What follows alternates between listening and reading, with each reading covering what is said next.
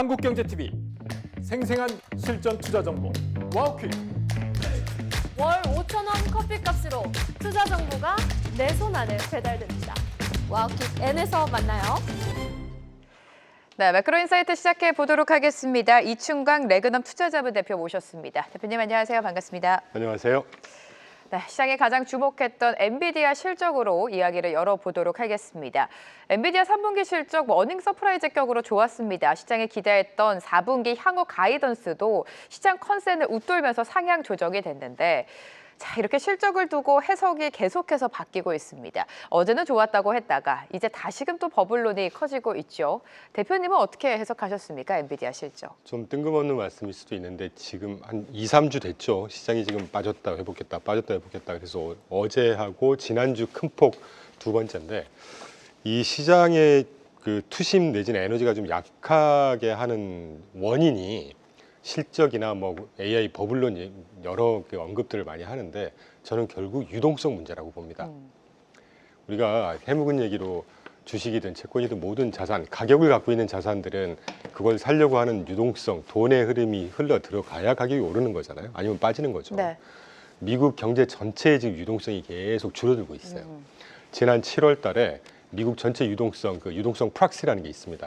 그 연준의 대차지 도표, 뭐 영래포 잔고, BTFP 프로그램, TGA 잔고 이런 것들을 쭉 총 망라해서 지표가 있는데 그 지표가 7월 달에 6조 미국 경제 전체에 6조 한 3천억 달러까지 수준에 갔다가 그 이후에 지금 TGA 잔고 계속 채워놓고 공교롭게 이제 10월 달 정도부터 셧다운이 돼 있잖아요. 네. 그러니까 정부에서 지출할 자금들을 못 지출을 하고 있었다는 얘기죠. 홀딩돼 있었다는 얘기. 그러니까 정부 잔고만 계속 채워놓고 있었고 그걸 또 한편으로 지출을 해줘야 되는데 그걸 못하고 있었단 말이죠.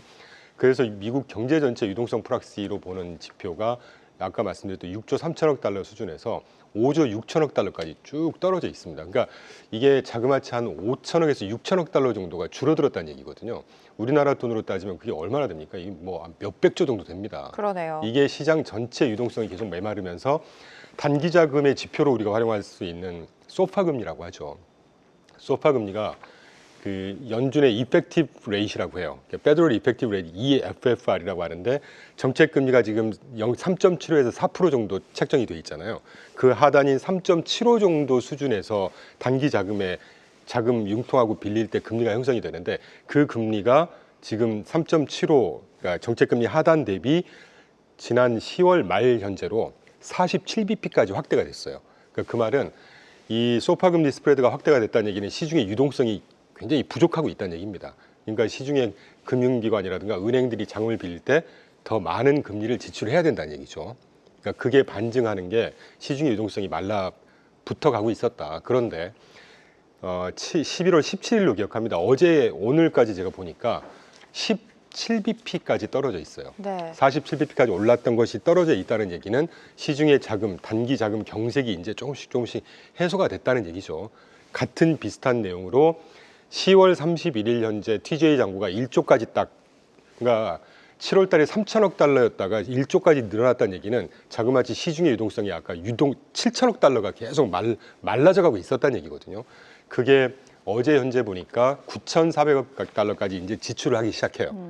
셧다운이 지난주에 해제됐고 이번 주에 이제 연방정부 공무원 월급 급여부터 계속 지출한다고 해요. 네. 근데 산업계로 본격적으로 지출하는 게 언제부터 할지는 모르겠어요.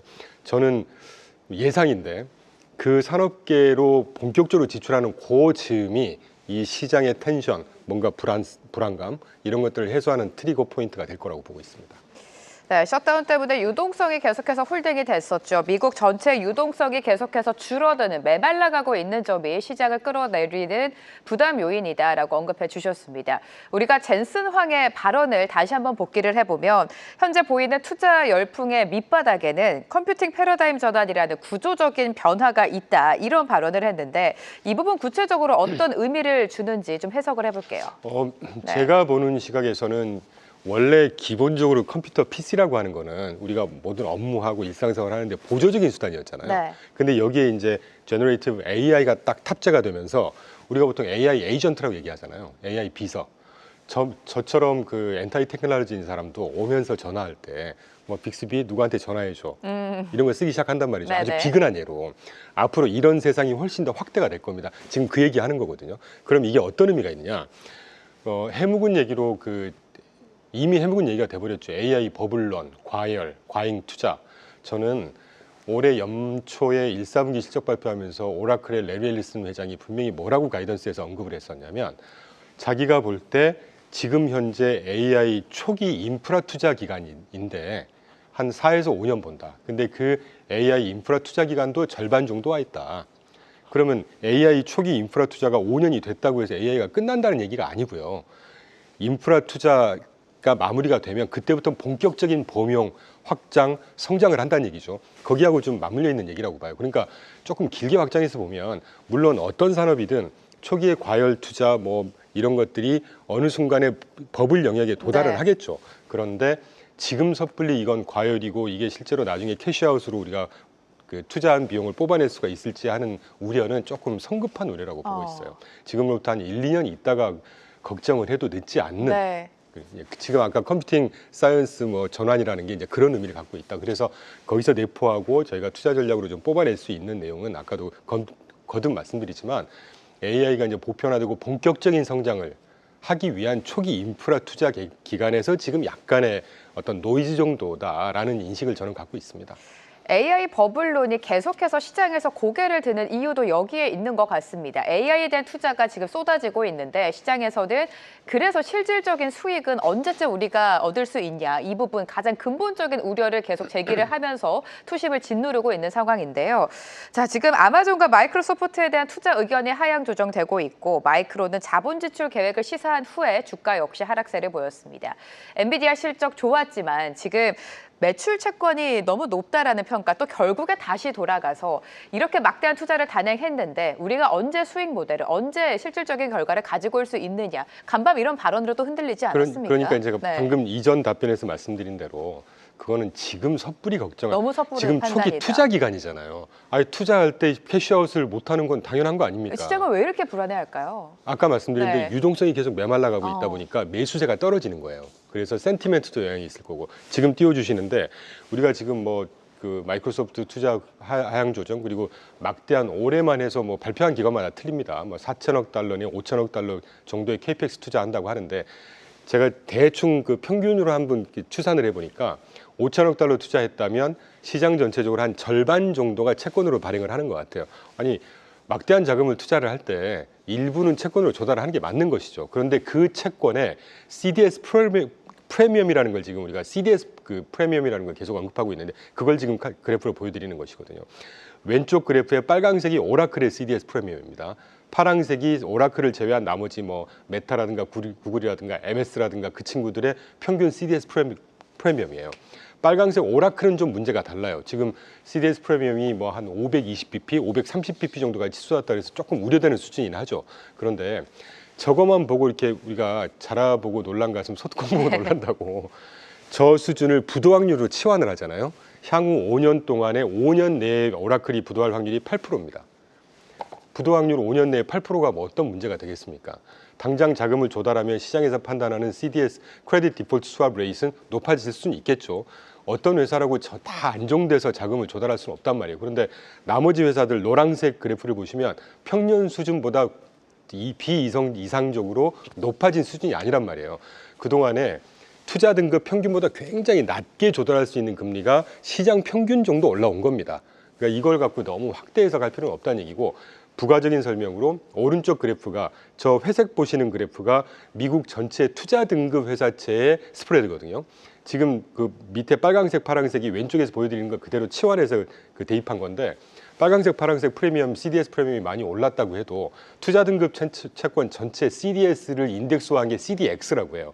그 CDX 프리미엄보다 아직 한참 밑에 수준에 있단 말입니다. 그래서 큰 문제 없다. 그리고 비근한 예로 구글이 2주 전인가 미국에서 제가 정확한 수치가 기억이 안 나는데 160억 달러인가 채권 조달했습니다. 네. 그리고 동시에 유럽에서도 80억 유로만큼 조달을 했어요. 구글이 채권 조달을 할 때는 짧게 8년에서 한 50년짜리 이렇게 만기를 쭉 분산해서 리스크 관리를 할 거 아닙니까? 그렇죠. 가장 긴 50년짜리가 굉장히 위험하겠죠. 50년짜리의 국채 대비 스프레드가 135bp 정도밖에 얹어주지 않고 발행했습니다. 50년짜리가. 어떤 문제가 되겠냐는 거죠. 네, 지금 빅테크는 AI에 막대한 투자를 단행하고 있고 시장에서는 이 투자를 상쇄시킬 만한 수익 모델은 어디에 있냐 이런 우려를 내비치고 있는데 대표님께서는 지금 그거를 걱정하기에는 너무 이른 시기이다라고 지적을 해주셨습니다. 자, 연준의 쿠기사는요 자산 가격이 높아지고 있고 큰 폭의 하락 가능성이 있다라는 경고 메시지를 보냈고요. 반대로 시장의 거품은 있지만 지금 당장 터지진 않을 것이다 이런 긍정적인 뷰도 있습니다. 지금 미국 시장의 추가 상승 여력이 있다고 보십니까? 어떻게 저는 보세요? 짧게는 올해 연말 랠리는 분명히 있을 거라고 보고 올해요? 있고 좀 네. 길게는 내년 11월 3일 중간선거까지는 기본적으로 우상향 전제하고 있습니다. 최근에 저희도 뭐 여담이긴 하지만 연초 이후에 아웃퍼폼 폭이 꽤 줄었어요. 저희가 이제 아무래도 베타가 높은 네. ETF 테마들을 갖고 있다 보니까 에도 불구하고 뭐 저희 포지션 바꿀 생각 전혀 없고 유동성 아까 말씀드린 대로 TGA 잔고 정부 지출 유동성이 이제 본격적으로 지출하기 시작할 거라고요. 그렇게 되면 꼭 그 유동성 측면뿐만이 아니라 기업 실적 굉장히 잘 나오고 있고 엔비디아뿐만이 아니고 미국 전체 지금 거의 한 95% 정도 기업들이 실적 발표했습니다. 굉장히 잘 나오고 있고 한 분기 전분기 대비 이번에 예상하는 업종별로 EPS 성장, 이익 성장 예상치가 굉장히 탄탄하게 지금 높아지고 있거든요. 그런 것뿐만이 아니고 뭐 말씀이 나온 김에 어제 그 9월 민간 고용 숫자 나왔죠. 고용이요, 이거 네. 가지고 갑론을박이 많습니다. 뭐 그것 그러니까 확대 해석이라고 보는데 일자리가 생각보다 11만 9천 건 예상보다 잘 나왔단 말이에요. 잘 나왔으니까 12월 달 금리 인하 가능성이 줄어드는 거 아니냐. 이래서 시장이 또 빠지는 거 아니냐. 이유를 갖다 대는 거죠. 제가 적어도 지금 33년 이 업계에 있으면서 레그넘 투자자문 하면서 적어도 4년 포함했을 때 이렇게 시장이 흔들리고 좀 안개 속이고 이럴 때는 뭘 기준으로 중심을 잡을 거냐가 중요하잖아요. 그렇죠. 기술적 분석을 하느냐, 뭐 20일 평균선이 깨졌냐, 올라갔냐 이것도 중요하지만 가장 중요한 건 주식, 해묵은 얘기입니다만 주식이 결국 반영하는 건 실물 경제 펀더멘털이에요. 실물 경제 펀더멘털을 우리가 뭘로 확인하느냐? 소비세, 노동시장, 산업 생산, 뭐 수출 이런 것도 확인하는 거 아니겠습니까? 노동시장 대표적으로 가장 중요한 지표 중에 하나인 노동시장 발표됐는데 노동시장이 괜찮았단 말이에요. 괜찮았으면 그걸로 탄탄하다고 생각을 하는 것이지 이것 때문에 패드 정책금리 인하 얘기를 하기 시작하면요. 지난 2년 동안 22년도 인플레이션 파이트 하면서 5%까지 정책금리 올리다가 그때 그 해는 굉장히 안 좋았죠. 왜냐하면 공격적으로 금리를 올렸으니까 유동성도 줄어들고 했었으니까 23년, 24년 정책금리 4.5%, 5% 유지됐었습니다. 그 기간 동안에 경제 펀더멘털 훼손이 있었습니까? 없었습니다. 그 기간 동안에 주식시장이 괜찮았죠. 그걸 빗대서 생각하더라도 25bp 추가로 12월 달에 인하하느냐 마냐가 시장의 대세에 어떤 시장이 있을까?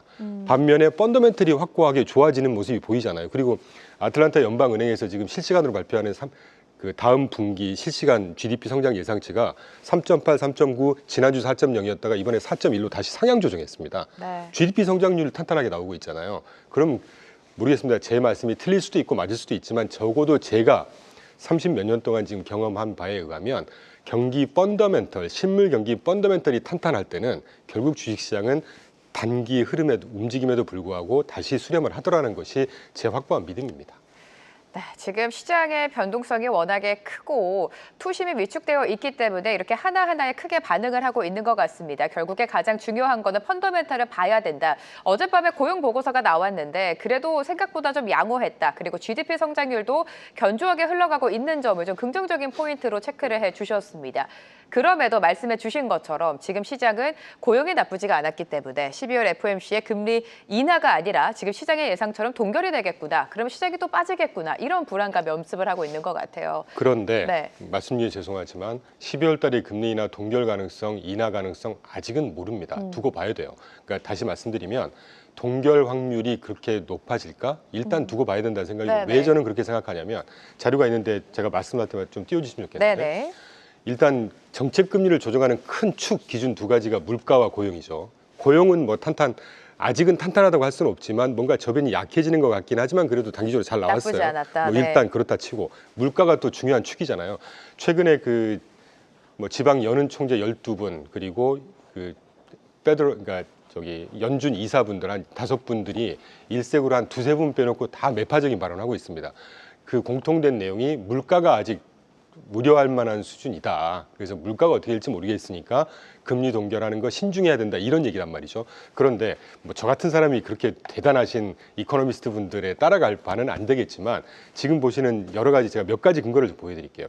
일단 경제 물가에 가장 큰 영향을 미치는 두 가지는 주거비하고 유가입니다. 유가가 지금 60불에서 올라가고 있지 않아요. 거의 향후에 유가가 올라갈 거냐? 지난주에 트럼프가 무슨 발표했냐면요. 알래스카가 어마어마한 원유 매장지죠. 환경 문제 때문에 원유 채굴을 금지하고 있었습니다. 트럼프가 발표하기를 알래스카 원유 채굴 허용하는 걸로 행정명령 내리겠다고 발표했어요. 그러면 일단 뭐 큰 확률로 유가가 다시 튀는 문제는 없지 않을까. 네. 그리고 우크라이나, 러시아 지금 종전 뭐 합의를 했다 어쩐다 이런 소식 나오고 있죠. 모두 완화되고 있고. 일단 유가 그렇고 주거비 같은 경우는요. 제가 그래프를 갖고 왔는지는 모르겠는데 미국 전역의 주거비 질로우 지표 기준으로 한다면 계속 하락하고 있습니다. 캘리포니아 지역 정도 빼고 나머지 전역에서 주거비가 계속 하락하고 있어요. 그러면 CPI 바스켓의 거의 한 40% 정도를 차지하는 게 주거비라고 합니다. 주거비가 하락하고 있는 거 두 번째. 세 번째, 실시간 트루플레이션이라고 해서 그래프가 두 개인데 오른쪽 그래프가 저기 아니네요. 제가 지금 고용 갖고만 갖고 왔는데 네네. 실시간 물가지표 트루플레이션을 제가 3년 전부터 계속 팔로우를 하고 있습니다. 그 한 달 정도가 연초에 2.2% 정도에서 1.6%까지 쑥 떨어지더니 한 달 전 정도에 2.6%를 갑자기 쭉 스파이크를 해요. 그러다가 최근에 2.5%로 다시 안정되고 있어요. 그러니까 이 트루플레이션이 좀 생소하실 수는 있는데 블록체인 기반으로 실시간으로 4년 전부터 발표하는 지표거든요. 절대 수치는 틀립니다. PCE하고 CPI하고 이 1년 그 물가 지표를 나타내는 건데 계산 산식이 틀리니까. 그런데 추세가 굉장히 중요하다는 측면에서 보면 최근에 2.6까지 갔다가 다시 2.5로 좀 하향하고 있는 측면들. 그리고 또 하나 그 연방은행에서 샌프란시스코 연방은행에서 실제 돌려봤나 봐요. 과거 역사적인 데이터를 가지고 관세가 부과되는 구간 동안에 물가가 실제로 어떻느냐라는 걸 한번 보니까 꼭 찾아서 보여주시는데 제가 어떤 산식으로 어떻게 계산했는지는 모르겠어요. 그런데 정말 대단한 분들이 샌프란시스코 연은에 근무하시는 분들이 어디 뭐 대충 취업하는 분들 아니란 말이에요. 네. 역사적으로 보니까 관세가 부과됐을 때 오히려 물가가 하락해요. 이게 이제 이유를 지금 보여드리는 건데 우하향하고 있지 않습니까? 관세가 부과될 때마다 되는 구간의 평균을 쭉 상관계를 그려보니까 물가가 하락한다는 거죠. 제가 미루어 짐작했을 때 관세가 부과가 되면 뭐 소비세라든가 이런 것들이 조금 더 위축이 되면서 소비가 위축이 되면 수요견인 인플레이션의 반대 현상이 나오는 것이죠. 덜 살려고 하니까 물가는 떨어지는 거 아닙니까? 그러니까 그래서 경제라는 건 살아있는 생물이라고 하는데 제가 지리하게 몇 가지를 말씀드렸습니다만 그 지금 여는 총재들의 물가에 대한 우려에도 불구하고 이런 거시 지표나 실제 지표들을 보면 물가에 대한 우려를 그렇게 할 필요가 있을까 하는 생각은 들어요. 그렇기 때문에 그리고 어제 발표된 11만 9천 건 그 넌팜 페이롤 비농업 신규 일자리가 9월 거지 않습니까? 지금 우리가 봐야 되는 건 10월, 11월가란 말이죠. 10월, 11월 거 어떻게 나올지 모릅니다. 경기가 훼손되는 정도는 아니지만 만약에 10월이나 11월 거 일자리가 조금 더 줄어든다 이러면 12월 달에 지금 우려에도 불구하고 12월 달 FOMC 금리 인하 가능성 다시 높아질 수도 있지 않을까요? 그건 두고 봐야 되는 얘기죠. 네, 어젯밤 나왔던 고용 지표는 사실 9월 달 거였습니다. 연방정부 셧다운으로 계속해서 지연이 됐고 사실상 12월 FOMC 전에 볼 수 있는 마지막 지표이기 때문에 시장은 조금 더 확대 해석을 한 것 같은데 지금 물가도 짚어주셨습니다. 소비 심리도 좀 체크를 해봐야 될 것 같은데 소비 심리가 지금 뭐 당연히 위축이 되고 있죠. 타겟이라든지 홈디포, 이베이까지 실적 가이던스, 향후 가이던스를 내려잡고 있습니다. 미국 경제 소비단은 어떻게 평가하고 계십니까? 제가 자료는 안 갖고 왔지만 네. 어제 발표는 월마트는 반면에 또 좋았어요. 네. 그걸 또 안 좋게 해석을 하죠. 막 부자들도 이제 월마트 가서 저가로 사기 시작했다. 어쨌건 소비세가 괜찮은 건 괜찮은 겁니다. 타겟이라든가 다른 회사가 경제 상황에 따라서 모든 회사가 다 좋을 수는 없죠. 안 좋은 회사가 있고 좋은 회사가 있는 거 아니겠습니까? 거기에 이제 안 좋은 거 콕 찍어서 확대 해석을 할 거냐, 좋은 걸 보면서 조금 여유 있게 접근을 할 거냐는 이제 본인 그 투자자분들의 몫이고 저의 몫인데 저는 그럼에도 불구하고 월마트 실적 좋았다는 거 나쁘게 해석하고 싶지 않고 또 하나는 제가 오늘 자료를 안 갖고 왔지만 지난주에 그 미국의 이제 대표적인 뭐 아메리칸 익스프레스라든가 비자 카드라든가 뭐 이런 회사들 카드 회사들 실적 괜찮았습니다. 그리고 가이던스 발표하면서 연초 이후에 10월까지 소비자들의 카드 사용 매출액 증가가 뭐 2%에서 많게는 5%씩 증가하고 있다. 탄탄한 증가하고 있다는 얘기입니다. 그러면 타겟 등등 몇 개 실적 안 좋은 거, 월마트 괜찮은 거, 그리고 실제로 우리가 다 현금 안 쓰잖아요. 신용카드 쓰지 않습니까? 네. 신용카드를 집계하는 카드 회사들의 매출이 좋아져 있고 그 데이터를 근거로 했을 때 소비자들이 갖고 있는 카드 사용액이 연초 YOY로 전년 동기 대비 적게는 2, 3%에서 많게는 5, 6%씩 성장하고 있다는 건 어떻게 해석할 거냐는 거죠. 저는 그래서 총량 개념으로 볼 때 소비세가 지금 위축이 되는 것 같긴 해요. 왜냐하면 물가 지표에서 봤을 때 상품 물가는 다시 올라가고 있지만 서비스 물가가 떨어지고 있거든요. 그러니까 이게 이제 소비가 조금씩은 좀 약화되고 있다는 얘기죠. 에도 불구하고 저변을 훼손할 만큼의 수준은 아니다라는 생각을 하고 있습니다. 네, 월마트의 실적이 좋았던 거는 우리가 또 다르게 해석을 할 수가 있겠죠. 말씀대로 카드 사용액이 전년보다 증가한 점도 소비가 당연히 위축은 되고 있지만 그렇게까지 걱정할 수준은 아니다라고 지적을 해주시는 것 같은데 앞서서 고용, 물가, 소비까지 우리가 점검해 보지 않았습니까? 미국 경제가 그래도 좀 견조하게 흘러가고 있다. GDP 다우가 지금 4.2%가 게시가 되고 있는 상황이죠. 이렇게 미국 경제가 좋다고 판단하는 이유, 지금 시장에 너무 우려와 불안감이 많지 않습니까? 미국 경제가 탄탄한 이유, 배경은 어디서 찾으면 좋을까요? 이제까지 우리 다 지금 계속 언급했던 말씀하신 뭐 거로. 네. 그러니까 고용 시장이 조금 이제 아쉬울 수 깜깜이긴 있죠. 네. 하니까 두고 봐야 되겠지만 소비세 그렇게 우려하는 수준 아니고 무엇보다 기업 실적이 탄탄하게 나오고 있잖아요. 전망 자체가 팩트셋이 독립 리서치하우스 중에 가장 많은 기업 관련 데이터를 긁어서 실제 데이터를 갖고 발표하는 회사입니다. 그 회사에서 발표는 아까 잠깐 보여주셨는데 전분기 대비해서 11개 업종별로 다 기업 실적이 대부분 좋아지고 있어요. 지금. 네. 기업 실적 좋아진다는 얘기는 장사가 잘 된다는 얘기고 사업 잘 된다는 얘기고 그런 거 아니겠습니까? 뭐 그 외에도 여러 가지가 있겠지만 네.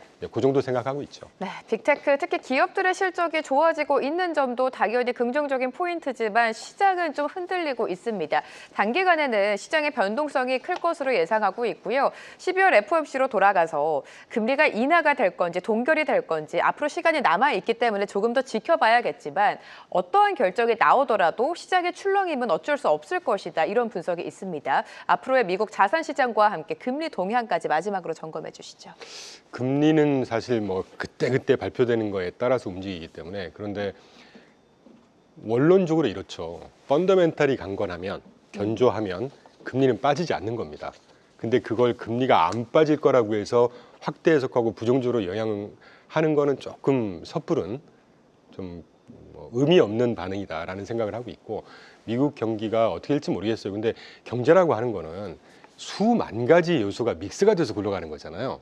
거기에 안 좋은 게 있고 좋은 게 있고 잘 나가는 부분이 있고 못 나가는 부분이 있고 지금 증시가 흔들리는 거 아까 말씀드렸던 대로 저는 여러 가지 이유 중에 가장 단연 유동성 위축이라고 봅니다. 그런데 조금 좋게 해석하자면 모두에도 말씀드렸지만 유동성이 조금씩 이제 그 어떤 정부 지출 향 유동성이 풀리기 시작할 거로 저는 기대하고 있고 왜냐하면 셧다운 해제가 됐으니까요.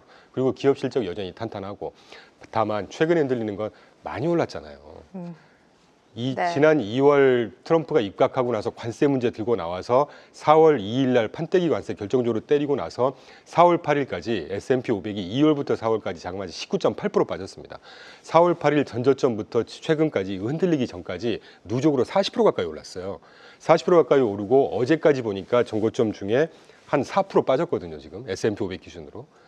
한 누적으로 40% 올라서 한 4, 5% 빠진 게 대세에 어떤 영향이 있겠냐는 거죠. 물론 저희도 베타가 높은 종목들 위주로 아웃퍼폼이 좀 줄어들긴 했습니다. 그런데 대세가 바뀌진 않을 거다라는 생각하고 있고 아까 소비도 우리가 살펴봤지만 네. 소비, 노동시장 아직 그렇게 우려할 수준은 아니고 유동성 풀리기 시작할 거고 무엇보다 기업 실적이 탄탄하고 엔비디아로 대표적으로 봤잖아요.